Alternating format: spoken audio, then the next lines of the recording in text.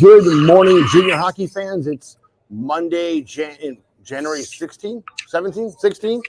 We are in Ann Arbor, Michigan this morning at the Ice Cube for the North American Prospects Hockey League showcase here this weekend.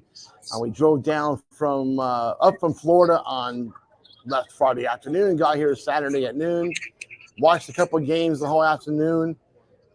We're back here this morning at 9 a.m. It's actually 9 a.m. Sunday here and 9 a.m. Monday where you are.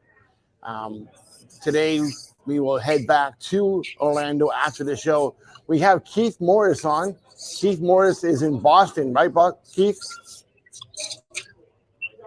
Keith, can you hear us? How you doing, Stephen? Good. Where are you at this morning?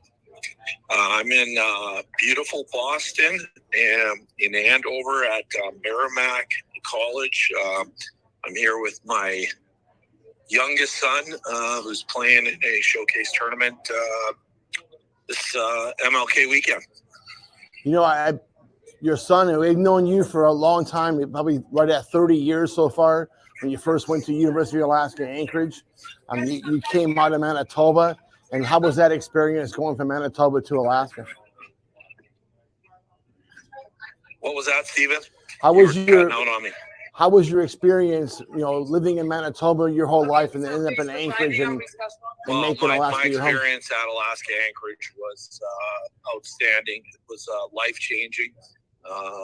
Going to Alaska in 1989 basically changed my life. I met my wife, Tracy, from Anchorage. She was an athlete at Alaska Anchorage herself, and we were able to go back there in 2003 after my pro career, and it's been a life-changing experience when I went to UAA. This is your second stint with the Anchorage Wolverines as part of the North American Hockey League. Your first stint was with the Alaska Avalanche, I believe. Was that right? Pardon me? Your first time with the North American Hockey League was in the Valley with the other NAHL team. Yeah, I had a short time with the Avalanche before they moved out of state. It was a new adventure for sure for junior hockey in South Central Alaska and in the Valley.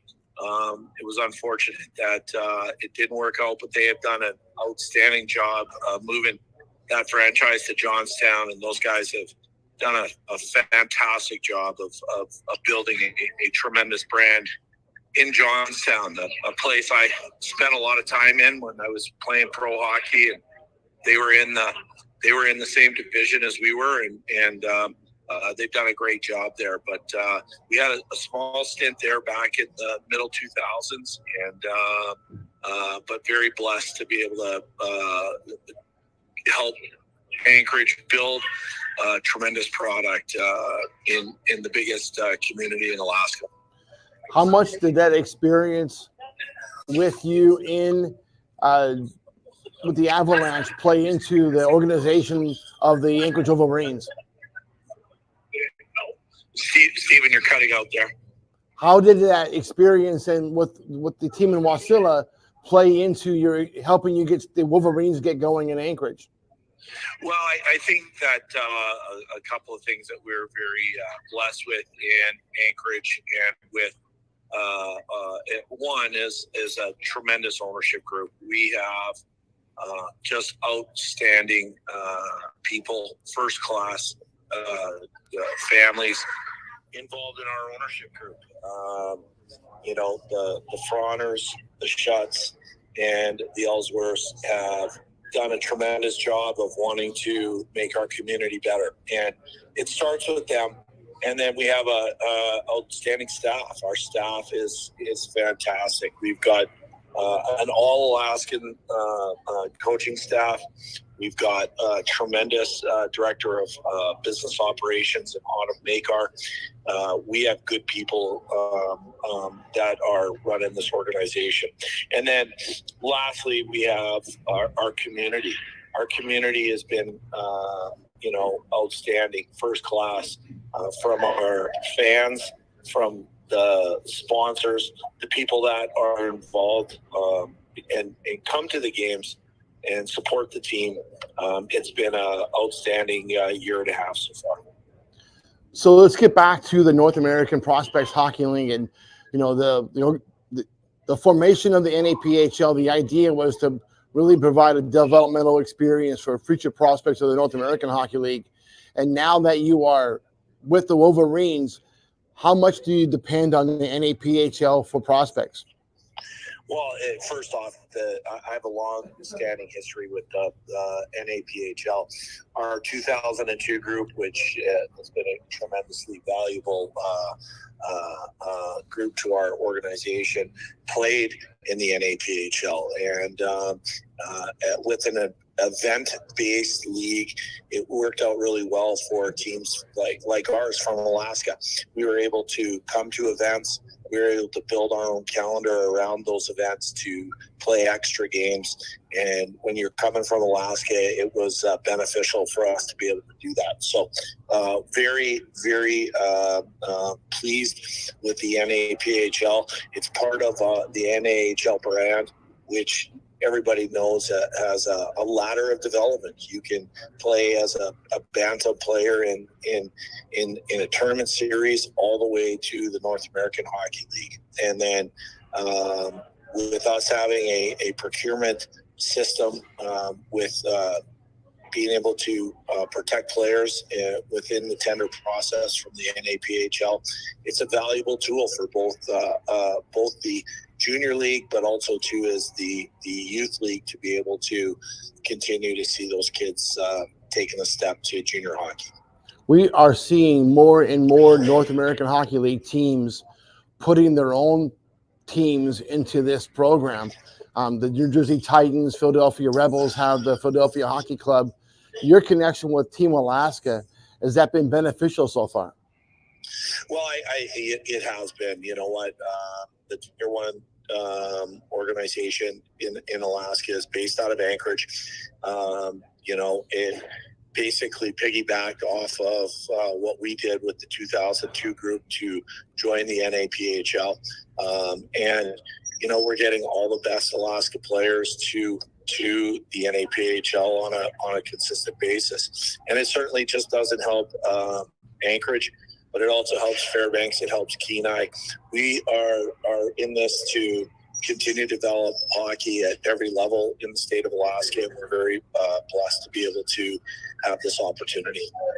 And we noticed players from that team being tendered this year with Alaska teams. Kenai River picked up Dante Hunzinger.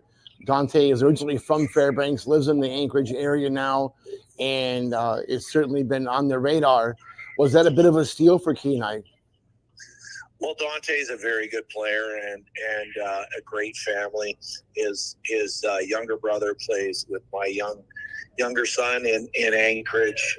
They're a hockey family, and it's good for the Alaska teams to be able to use the NAPHL tender process on getting players into their program. We're in the same boat. Luke Anderson, who has played an AP game for us this year, is a Team Alaska player. Right now he's injured, but he's going to be an outstanding player who's going to continue to climb the ladder. So, we've been able to use these types of kids to help build our organization, but also too is build our brand in the state of Alaska. Kids know that if they work hard, they continue to develop, they're going to have a chance to make rosters and play in their home state, which I think is very advantageous to us. Let's talk about that for a second. Alaskan prospects playing on the Wolverines and Kenai River and the Ice Dogs. How important is that to those Alaskan teams? Well, it's tremendously important. You know what? I think we all, if a player can play at the NAHL level and he's from the state of Alaska, it's advantageous to everybody. It helps in the full circle of what we're trying to do here.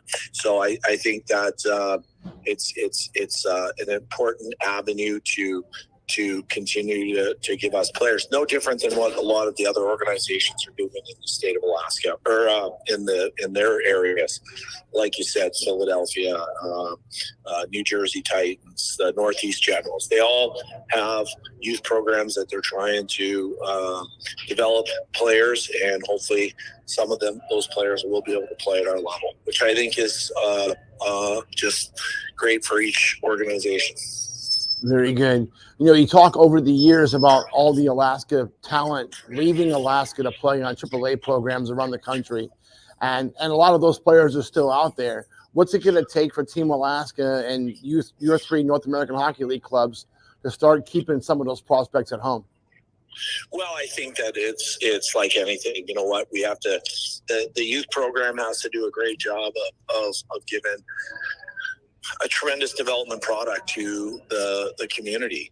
If players and families know that they're going to get tremendous development, they're going to want to stay at home. And we're continuing to work on that on a daily basis.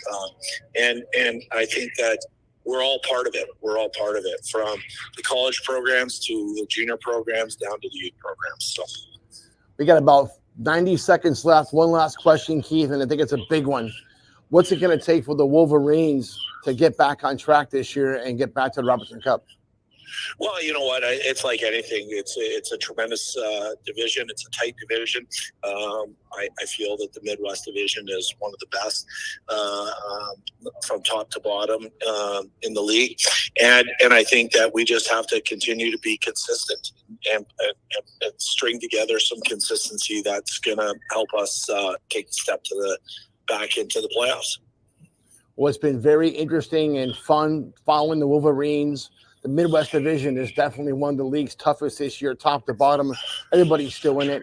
We saw the Wilderness get swept by the Wendigo over the weekend. That was a bit of a shocker. And the level of play in the league continues to get more equal across the board from top to bottom. There's only a couple of real dogs in the pony show, and 27 of 29 teams are still in it. It's pretty crazy.